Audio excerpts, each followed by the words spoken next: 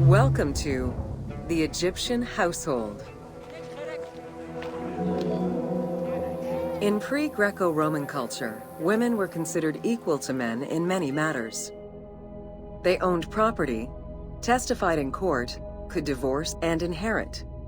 Until the Greeks and Romans restricted their rights, Egyptian women could take over their deceased husband's trade. Marriage contracts included mentions of allowances and items of value brought to the marriage by the woman, which would forever belong to her.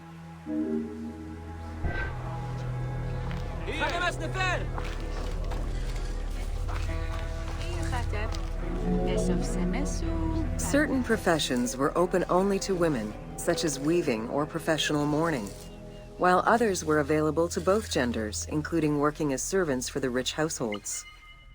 Social status did have an impact, though.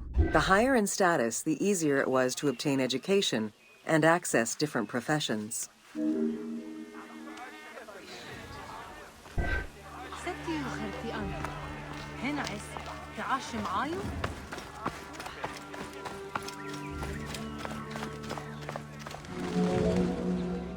Homes were generally composed of 3 rooms. First, there was the entrance, furnished with a small bench of brick, probably intended for a statue and protective divinity. Then there was the ceremonial room, meant to receive guests. The last room was either a bedroom or kitchen. Furniture consisted of basic chairs, chests, and storage. Tables were not used for family dinners. Instead, each individual had a small table of their own.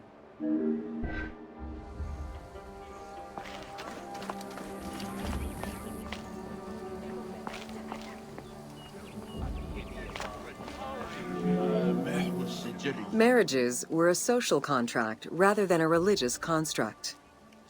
Family was vitally important to ancient Egyptians, and children were considered a blessing from the gods.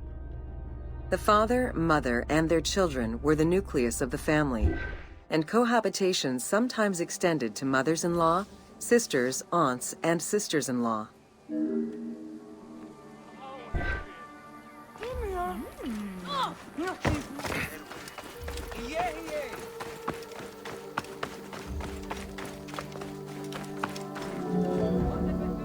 Status and wealth played a large role in the style and size of ancient Egyptian homes.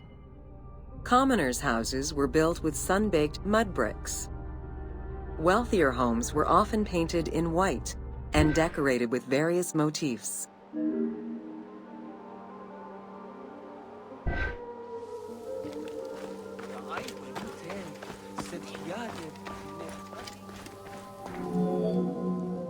Town officials and the rich lived in mansions with numerous rooms that were luxuriously decorated.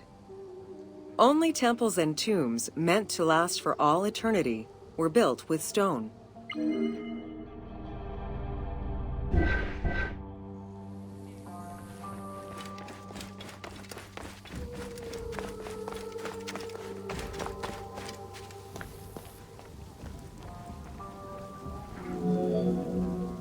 Funeral stone inscriptions focused on the main member of a household.